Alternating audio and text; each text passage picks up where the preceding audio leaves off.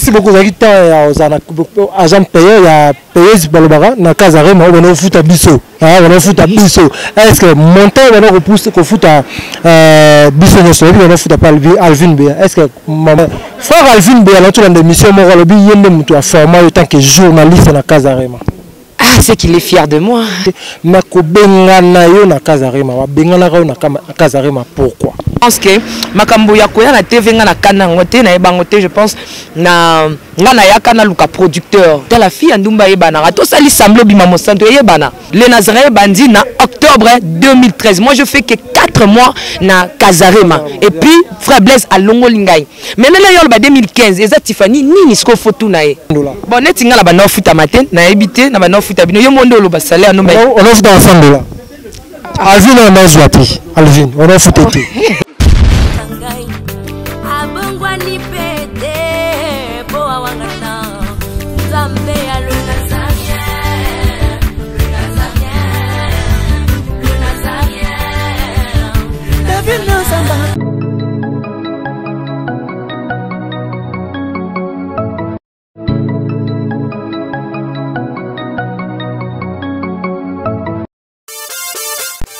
Bande konangai ya sika yangoyo lisolo ya solo ya malamu elibino Kaza Penuel et salami pona bino bande ko bokutami en Europe na mboka mondele yozali na France yozali na Allemagne olingo sunga ndeko no na Angola ko bosa na te adresse ya sika yango Kaza Penuel tindela ye mosolo carton epesa melibino biloko ebele na tala muke to bandi na 100 € na 450.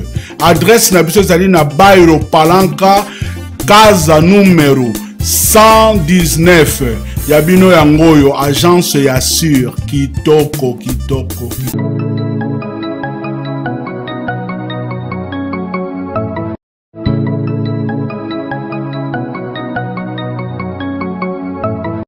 Merci beaucoup, chers amis fidèles téléspectateurs de la www.congofrance.com. On a bisopé na site chrétien de Nazarienne TV. Merci beaucoup parce que vous êtes toujours connectés, en train de nous suivre. Vous êtes tous la bienvenue à cette émission. Shotsam avec votre humble serviteur Yannick Wenge, Moto Atonek Bonzambe, Maboro la Wonkolo vraiment. Alors cette émission, vous savez bien, une émission de divertissement, l'émission qui vous permet à découvrir toujours la réalité. Nous sommes à Johannesburg. Toujours à fond d'ici, par rapport à la réalité au Cara Malelo. Aujourd'hui, j'ai un grand plaisir de recevoir pour vous la sœur Tiffany Moko. C'est-à-dire moi Kala. Donc Kinshasa maintenant Kamoelo. Elle est ici en Afrique d'ici, tout le monde solo vraiment n'habité quoi. La sœur Tiffany, bonsoir. Bonsoir Yannick Wenge. Ah, en Afrique d'ici mon Mandela. Hein? Où ça n'est? Ah. Bino bande ko so bozali ba famille bazali ba camarade bazali juste za tour hein les tour na qui vraiment na lukilonga nzambe pe na sambela na zotananga par rapport ya omoniza ba moment msusu tang makambo ekomaka il faut ozonga na pe sima lukian elonga nzambe ba nzambe alinga lobelo nini na o ekomi et puis kotala bateau batala biso balinga biso pe non Tiffany yakana ma soeur yakana no pe ma pour que ba distraction msusu au vivre à côté l'air au s'apaiser tant qu'on soit élan donc reculer pour mieux sauter dans en Afrique du Sud donc ce qu'il voit nous en Afrique du Sud c'est que makambo comme le bébé là qui ça c'est un qui met au bon de là c'est donc maintenant ngoma système sur Afrique du Sud non pas vraiment ça j'avais déjà mon programme nazaki déjà un programme nangai et j'avais dit ça déjà ceux qui ne samba rosungana rosana Afrique du Sud c'est pas seulement Afrique du Sud bamboka nangola nzambe na cadre kaka ya hôtel pe bateau yo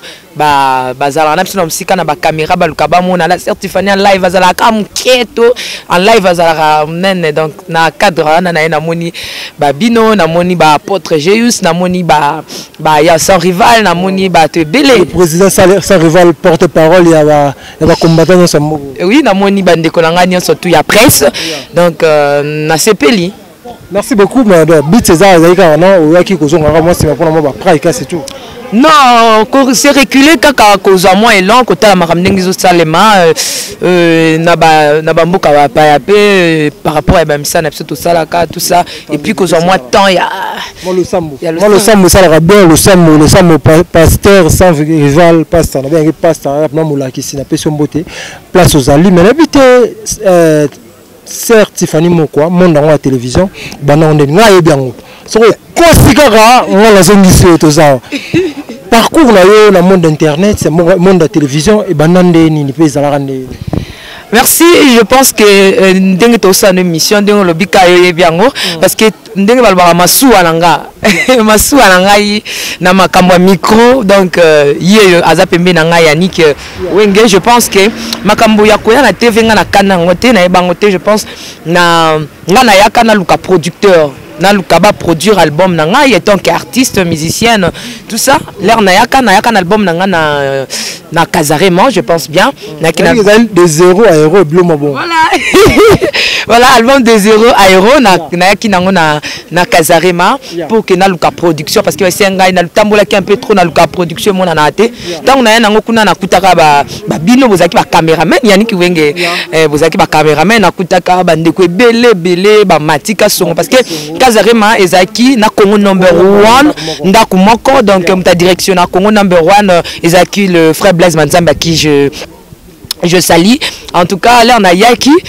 tu as kabande ko belé na époque on a tu as ki ba Marius tu as ki ba bande ko mo belé alors na ko ba tesi na bingo malchance toni ni ma bazwa ka album ba tumsusu yanga bazwa ki yangote alors na kota ki Casarema na canal ya maman na bien ki maman donc Pierrette Batinde ya Roger Itoto donc je salue aussi à passant alors là resimité alobino a manager ngai alors na ko manager na kenda na ngape un bonjour à Benginga alobi Tiffany yakana na Casarema yakana no to solo la l'air naie et c'est de là que Pierrette abandi ko proposer nga na ebakezaka libanda na portail libanda ebisinga Tiffany na benge pona ebisoke na zali na parce que ba période ana Casarema ezaki un peu na ba problème dans ba journaliste ba bande ki ko longa donc solide 2 mois 3 mois OK 2 mois 3 mois OK alors fallait ba renouveler ba journaliste msusu il fallait que ba zo bana ndako alors le cas Pierrette batinda banda ko linganga mingi quand tu étais 2 mois 3 mois ko longa pona nini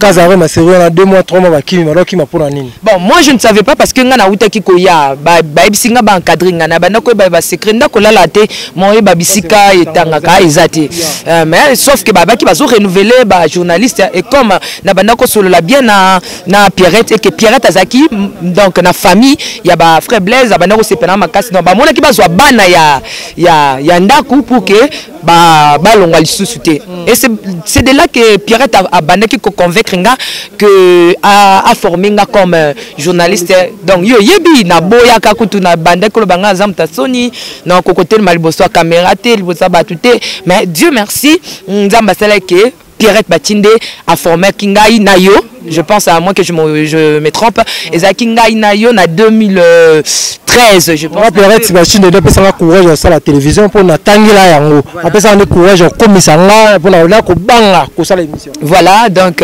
dans départ ezaki wana donc abandi ko former biso tozaki na ba fille mususu ba ki bobele ba nombre ya ba 5 ou 10 ba garçon mususu ba yaki mais ba ko kakate alors là ngana ba pesi biso c'est là au moins 3 à 4 jours comme ça après formation wana et si c'est de là que tout a commencé Batinde le frère Blaise point 0 na ngana sala quand on a maman Abe Batinde le frère Blaise abi oh mais fille azo salon dira yebi journalisme bo directement ba na kota Casarema na kota ba te belé après quelques semaines et plaire ex boss nanga le frère Blaise Manzambi mo kamonaki façon ya mayele ya sagesse on azaki nango tout ça à renouveler structure ya Musala et à Komisinga directement deuxième personnalité ya Casarema na Kinshasa.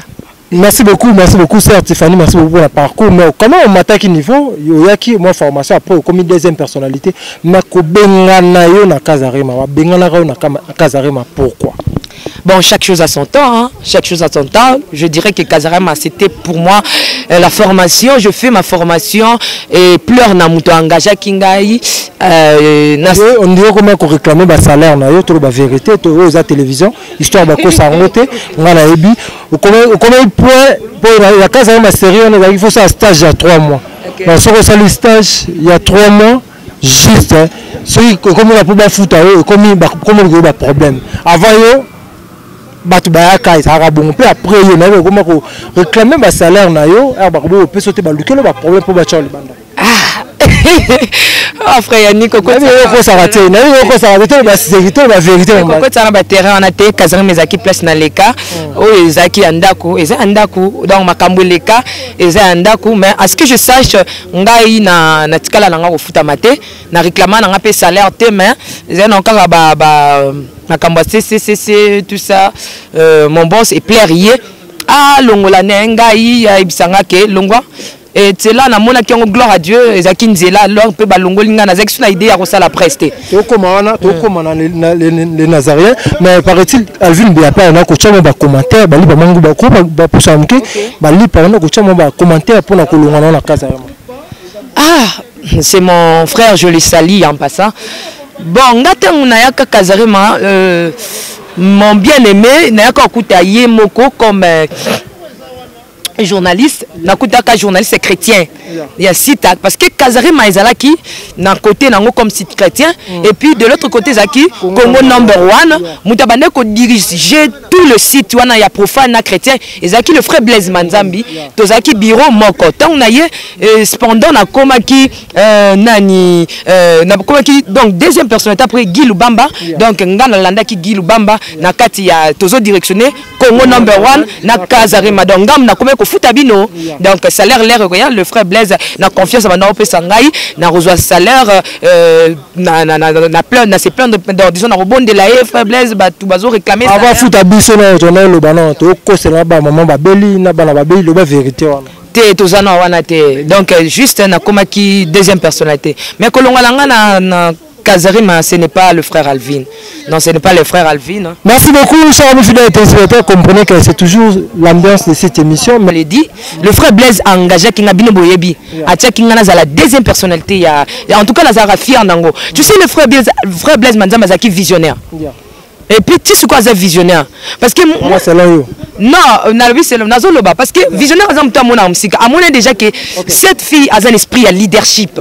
Donc, malgré mon angateka, tant à talenga kana tevabi, non, cette fille a quelque chose. Et puis, na n'a raté. Et là, mon frère Blaise Manzamba Sangabi, là, on a eu a bandi ko tika un peu frère Alvin a ebisanga le au moins téléphone abi na Tiffany na reformer yo okozala parmi ba grande journaliste ya Libanda na bossa na bana ko lempa yo pas photo salaire te là timbeliga pas moi je ne sais pas mais liloba ebisanga na téléphone akoko bossa na ngote c'est ce que le frère Blaise et puis malobane ko kisama pour na salaire eza ba bloc moko interne ils ont au moins interne mais ce qui est vrai na bande ko futa bino bah tu sais on a foutu on a c'est salaire comment à $300 ah Yannick Wengi bon yo badana muto azaki BG c'est salaire comment à $300 bon netinga la bande futa matin na ebité na bande futa bino yo mondo lo ba salaire no mais on offre dans $100 Alvin on a joué Alvin on a foutu non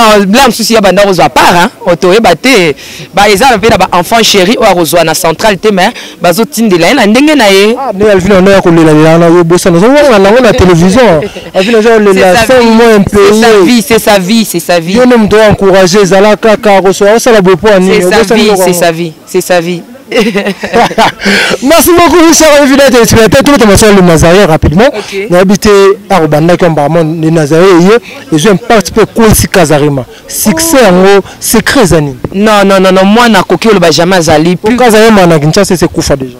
Là, je ne sais pas, je ne suis pas au courant de ça. Mais moi, na Koki Kozala plus grand que son père. Là il faut oyeba sur le bon resani tingana yakina idée na ko isa Kazarema non moi n'a pas vu comme là parler plein la père quoi il peut pas pour moi là les bandes en fait ah t'es n'intimité parce que baboyebi oyo to zui pour to investir na les Nazariens pour télé mandingue télé boye donc outi na mutu moko boye nani Pierrette Batinde a formé a format parce qu'à format moi né Pierrette Batinde ya Roger Itoto a format moi na mais poto ye baké ba kotsa ke les maboy ba sala batitraka boy donc c'est le frère Blaise Manzambi, l'histoire ne peut pas le changer. Donc même Blaise Manzambi Azali, il est fier de moi. Même à l'obate. Hein, non maman Lise Manzambi donc. Ah là je ne sais pas hein, mais il est fier de moi même na coulisse. Il est fier de moi parce que Moutasel ka 4 mois na yo. A ça les locaux et zoapé réussite. Non, so kazana na nzambete et puis so qui alinga ki yote akoko tsa makamotinda kete. Donc frère Blaise mo rabi ke makamna ndoko la Tiffany na internet parce que ça fruit, il y a ben jour fruit, il y a ba insulte. Et ça fruit le pour na ba mon question Tiffany c'est le simbi. Et ça qui fruit, il y a ben jour, il y a ben insulte. Il y a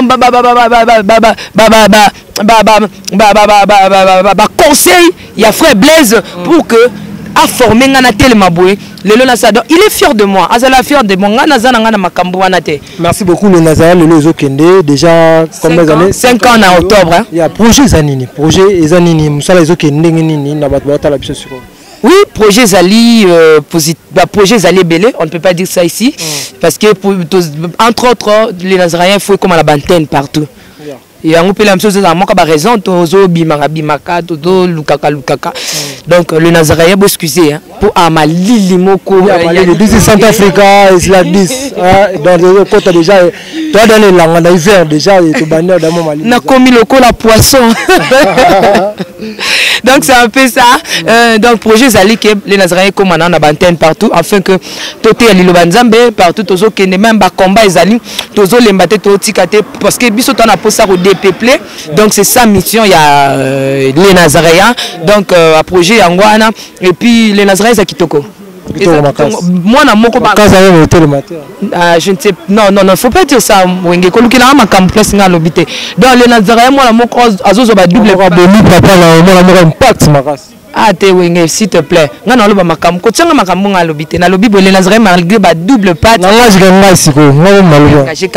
Mais les autres qui résistaient toujours et éléments. Donc, même mais tellement forcé, mais il y a la princesse de l'éternel, et comme Tina na Djoubek. Donc, Tina Afrique d'ici, Nabi. Et, YouTube pour la makam nangai. Je félicite le frère Alvin, en tout cas un bon travail à Salélingaï. Oui, à Salélinga, Moussalamou Kitoko, na comme na Djoubek. Tiffany, je me demande, notre côté YouTube, na moni 300 vies à Salka émission. Sœur Tiffany et frère Intel à lobby, Sœur Tiffany, Azana Kindoki. Suivez. Confirme le repos, ça fait un second temps aussi. Nan. Alvin. C'est mon bien-aimé, il fait bien son travail, qu'il continue. Je veux parler lorsque je serai à Kinshasa. Merci beaucoup. Moi, mot de la fin, on a tout la biso siko, message Zanini, na batu nyos tout, message Zanini na abonné nyos abonné vraiment na les Nazariens TV. www.nazarientv.com, site na bino. Bo kanisa lo lenge zaki dans Pamba. Les Nazariens banana Tinel, na ba coin, na coin. Et le roi n'est na église na ngai ba pesi ngai moi place pour que na ça les Nazaréens et le roi na ke na ndako mutu comme vana na ndako mutu lelo les Nazaréens par la grâce de Dieu ezo kenene ezo kendele na ngina ibsaka ka ba téléspectateurs ne soit les Nazaréens bolemba les Nazaréens. Je sais que le diable est malin, on a tant de voiler l'ennemi et que l'ennemi aussi va multiplier intelligence n'est pas le cas n'engeni en sala ko isa ya ko combattre. Donc ne laissez pas, prier beaucoup pour nous parce que ce que vous voyez c'est physique et spirituellement aussi nous avons des combats donc restez branchés dans les Nazaréens, beau s'abonner mais je sais qu'il y a beaucoup de mamans, maman la princesse de l'éternel papa la princesse de l'éternel surtout il y a les Nazaréens les Nazaréennes. En tout cas je vous aime beaucoup. Je pense que même Tiffany non, tu sais s'il n'y a pas à parler, il ne faut pas parler. Mais lorsque le Seigneur nous donne à parler, nous allons maintenant parler pour éclaircir les zones d'ombre aux Ezali et Belé avec je salue ya son rival, je salue Yannick Wenge. Merci beaucoup. Nandenge boyambinga keza ki chalere ba meminga na restaurant ana ya kolia. Na olia paketi kanga na lali. Na zu donc accueil wana ndeko son rival et puis une équipe presse ya a ba sali vraiment ça m'a vraiment beaucoup marqué. Pourquoi pas Bambo comme sous Toroya wana parce que moi singa Tiffany koki matin Afrique du Sud. Koki matin Afrique du Sud na zonga mboka nanga. Donc né Kaba, je te salue, maman Mariam Piamé, papa Moïse Piamé, la famille Piamé, apôtre Chopa, tout le pasteur de les Nazaréens et tous ceux là qui sont en dehors du pays, maman Betty et puis na papa anniversaire na Zalaki le premier donc toza vraiment ya OCP là Nzamba Pambola. Merci beaucoup pour le souki ça va on a une question moko ya souka question moko wana bazwaka yo moko. OK. Tiffany Mokwa. Marié, célibataire, fiancé, engagé, tenant. Marié. Merci beaucoup, chers amis téléspectateurs. Nous sommes arrivés à la fin de cette déjà maman. Nous sommes arrivés à la fin de cette émission. Merci beaucoup à Tiffany Mokwa. Elle était là à Johannesburg. David, nous sommes embêtés. Alvin, mais solo et qui n'a pas ça là c'est bon. Alvin, Tiffany Mokwa. Abana Moussa la mise na nga moko, la mise na nga. Elle a ba période ba chinde na 2013 ba février comme ça. Yo au bala route kolingala ko tuté. Ya pour moi ko cha panzi dikolo. Ba futa mutu $500 na Kazare Mate. Na insisté rango ba futa mutu $500 te na Kazarema.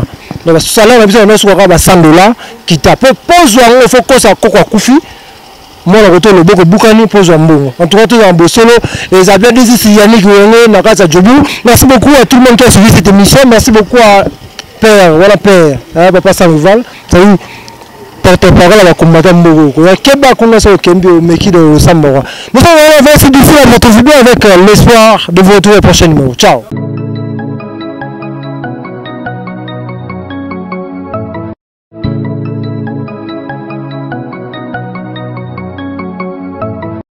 Naolia bakiti na ba mesa. Ah. Atanya ukondoko. Namona yo. Nachayo na mwamba. La minito na kata bena katikata saki ya fufu. Oui. Allô, est-ce que tu bonjour. Boni. Et l'autre côté, et puis qu'il y a mon bureau à travailler tes micros. Donc dès que tu as un épisode galère à niveau 0. Tout ça là boy. Moi il n'a pas un bon vraiment mingité. Mais nazo tche labino moi mon tio naza nango na agence mon boy Nazareta. Sarita qui dit sérieux. Oh. Maman, comment est bon donc yo pesa au fouti mbongo kuna partir à poto biso to ya to jubilo. Na bengi ya Scotty. Agence moi ifungami comme na Nazareth. Na kufie. Agence lisusu. Nako sa su mulongo kuna. Pendant cela susu. Kuna iza mamba mulongo te. Ye si afuti mbongo kuna partir à poto biso tozo ke ko récupérer biloko oli. Ah tika boyeko. Yiso mona makama bongo na monte. Bat pape si mbongo kuna biloko ke récupérer biloko oli na agence. Ezalaka. Mais yango ibandi. Maman. Leki nanga yebisi ngai mena ndimite. Na lingi na mona ki mona beso. Poli kamba boye. Na monde na ne salamate. Mama yebisa ngai. Ba pesi mbongo kuna biso to récupérer biloko kolia awa. Ya solo boutique Nazareta ezali boutique où ezali à distribution ya produits alimentaires. Ah! Na sali poto sunga bandeko oyo même ba oyo bazana na peu de ressources comme les boyete bandeko bazana niveau à Kinshasa même avec un petit rien. Donc à partir à $10, $15. Donc si vous avez un bon côté, nous devons nous apporter au sungayo à uzuka biloko kolia. Eh maman Nazareta nzamba pambola ya bakise mikole belé awa na sena mokili. Et bon awa tuzawa poto yeba adresse awa. La boutique Nazareta est ici à Kubungate, toza sur avenue Monkoto numéro 1, direction Elengesa. Face à face na église catholique Saint-Vincent. Ah, direction Elengesa, Monkoto numéro 1, à face de l'église catholique Saint-Vincent. Ah, Saint-Vincent de bon numéro de téléphone, vous en avez déjà vous en avez, on a 3 numéros pour Paris, vous en avez un numéro pour la Suisse, vous avez un numéro pour la Suède. Ah! Non, non, non, non, non, non. Nazareta! Nous allons la Congo ici. Julia, ngana kangisa kia fufu. Ya modé, yo bandika na fufu. Oui, pour la Nazareth, dans le système en bimbi, dans le bon shingo. Bon, ok. Vous allez sérieux.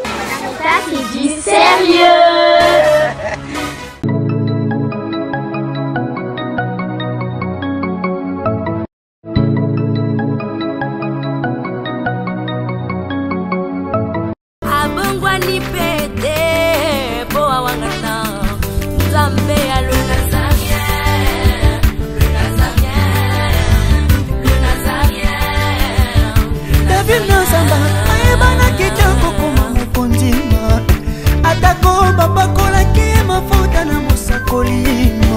Lelo ya yo bolingo ebateli le Nazarene mama kanti lobi